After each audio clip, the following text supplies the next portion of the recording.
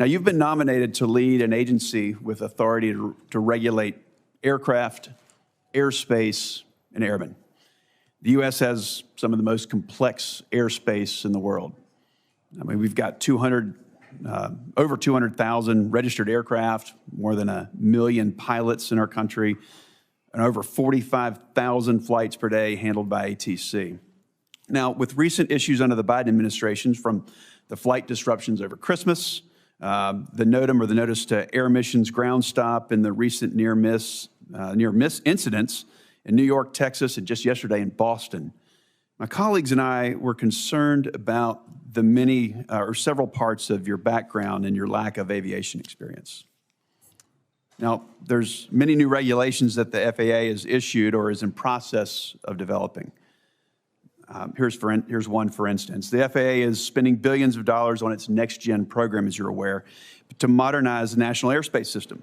A key part of this update is moving towards GPS navigation for pilots and ATC.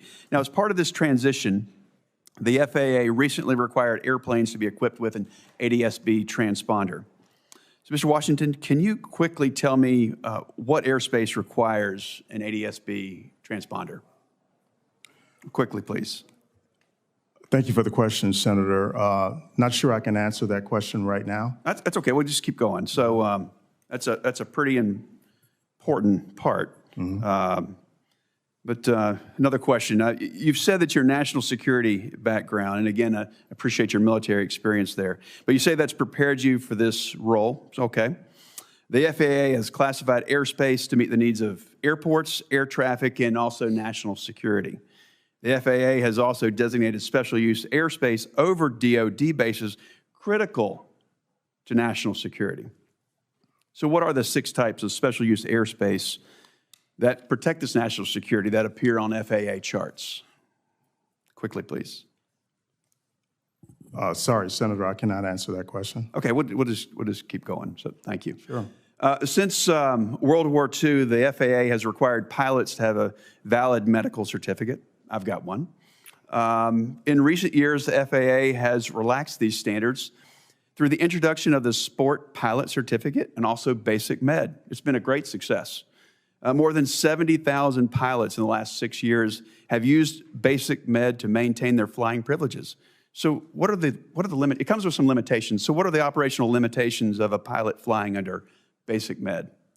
Well, thank you for the question, Senator. I'm not a pilot, so... But obviously you'd oversee the Federal Aviation Administration. So any idea what those restrictions are under Basic Med, quickly?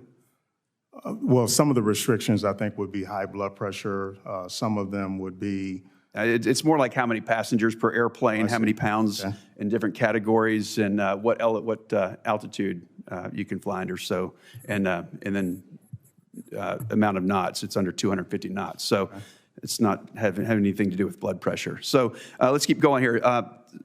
Aviation. I've heard you talk about aviation and safety and it being a particular concern of yours. I appreciate that. Stall spin accidents are a particular concern for general aviation safety advocates. Accidents involving an unintentional stall account for nearly 25% of fatal aviation accidents. And these happen at spins at low speed and low altitude, and they're particularly dangerous. Can you tell me what causes an aircraft to spin or to stall? Again, Senator, I'm not a pilot, but I would lean on our career employees and our safety folks within the FAA. Okay, let's keep going. So we mentioned just recently, Senator before me mentioned the 737 MAX issues. So there are many questions surrounding the FAA's aircraft certification process. Mm-hmm. 2 years ago, Congress passed a major reform package to address these concerns. It's now up to FAA to implement these laws by issuing regulations and monitoring compliance. Mr. Washington, what are the 3 aircraft certifications the FAA requires as part of the manufacturing process? Quickly, please. 3 aircraft certifications. Again, what I would say to that is that one of my first priorities would be to fully implement that Certification Act and report back to the 3 this types, committee. Mr. Washington? The 3 types? Okay. Yeah, that's type certificate, production certificate, and airworthiness certificate. Okay, all right. Let's just keep going, see if we can get lucky here. All right, so just since January, the U.S. has narrowly averted 3 aviation disasters. On 3 separate occasions, airplanes came dangerously close to colliding on runways at New York JFK, Austin Bergstrom, and the Boston Logan Airport. The Austin incident reminded me of the Tenerife accident, which is the deadliest aviation accident in history. Both the incident at Tenerife and Austin involved 2 planes on a runway in dense fog.